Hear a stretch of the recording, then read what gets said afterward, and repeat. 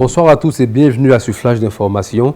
Démarrons cette session avec l'actualité nationale. Le président de la République, son Excellence M. Alassane Ouattara, se félicite de la robustesse et de la résilience de l'économie ivoirienne. Lors de son discours devant le Congrès, le président Alassane Ouattara a salué la résilience de l'économie ivoirienne qui a enregistré un taux de croissance de 6,5%, soulignant un cadre macroéconomique solide et une gestion rigoureuse des finances publiques.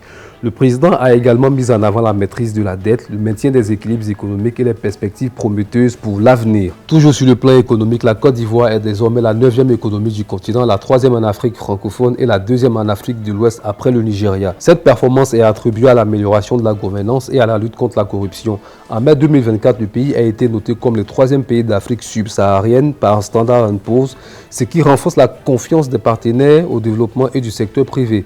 Le taux d'investissement privé est passé de moins de 9% en 2011 à plus de 25% en 2023, témoignant de la dynamique positive de l'économie ivoirienne. Une innovation s'annonce dans l'administration publique ivoirienne. Le jeudi 20 juin 2024 à 9h, l'auditorium de la primature accueillera la cérémonie de mise en service officielle de la signature électronique dans l'administration publique ivoirienne. Cette initiative marque un pas important vers la modernisation de l'administration, facilitant les démarches administratives et renforçant la sécurité des échanges numériques. La signature électronique est attendue pour améliorer l'efficacité et la transparence des services publics, répondant ainsi aux attentes des citoyens et des entreprises en matière de simplification administrative. Ouvrons l'actualité sur le continent. Ça sera sa première visite officielle en dehors de l'Afrique. Le président sénégalais Bassirou Diomaye Faye effectuera sa première visite officielle en dehors du continent en France, où il rencontrera le président Emmanuel Macron. Investi le 2 avril, le chef d'État sénégalais participera également au Forum mondial pour la souveraineté et l'innovation vaccinale. Ce sommet prévu jeudi abordera des questions cruciales pour l'autonomie vaccinale et l'innovation en matière de santé en Afrique. Et on poursuit avec le Nigeria. Le pays fait face à une inflation alimentaire sans précédent avec une augmentation de 40% des prix des denrées telles que le poisson et les céréales. L'inflation générale atteint près de 34%, impactant les coûts des transports, des loyers et des soins de santé. La dépréciation du naira par rapport au dollar a aggravé la situation, augmentant le coût des importations dans un pays largement dépendant des produits importés. Et au Tchad, un incendie dans un dépôt de munitions a causé la mort de 9 personnes et en a blessé 46 autres. L'incident a été rapporté par l'AFP, citant des sources gouvernementales. Les autorités enquêtent sur les causes de l'incendie et prennent des mesures pour éviter de tels accidents à l'avenir. Nous poursuivons avec la République démocratique du Congo. Stéphanie Mbambo Mwamba, nommée le 29 mai dernier comme ministre délégué près du ministre de l'Environnement et du Développement durable en charge de l'économie du climat, a démissionné de ses fonctions pour des raisons de convenance personnelle le 18 juin. Sa démission intervient dans un contexte de réforme environnementale et de lutte contre le changement climatique.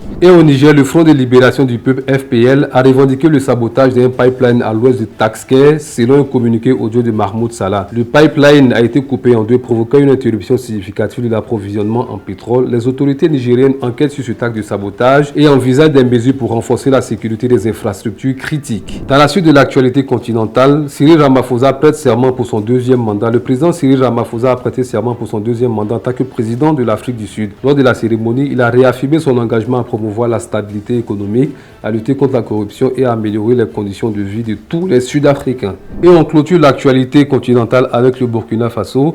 TV5 Monde Afrique a été suspendu pour une durée de 6 mois au Burkina Faso après avoir interviewé le journaliste burkinabé Newton Barry. Les autorités burkinabées ont jugé que cette interview violait la réglementation médiatique nationale. Cette suspension suscite des débats sur la liberté de la presse et le rôle des médias internationaux dans le pays. Parlons de religion. Au moins 550 pèlerins, principalement des Égyptiens, sont décédés en raison de la chaleur extrême pendant le Hajj à la Mecque. Selon des diplomates arabes, les températures élevées ont rendu les conditions très difficiles pour les pèlerins, soulevant des préoccupations sur la gestion des foules et la sécurité sanitaire lors de cet événement religieux majeur. Les autorités saoudiennes sont appelées à prendre des mesures pour prévenir de telles tragédies à l'avenir.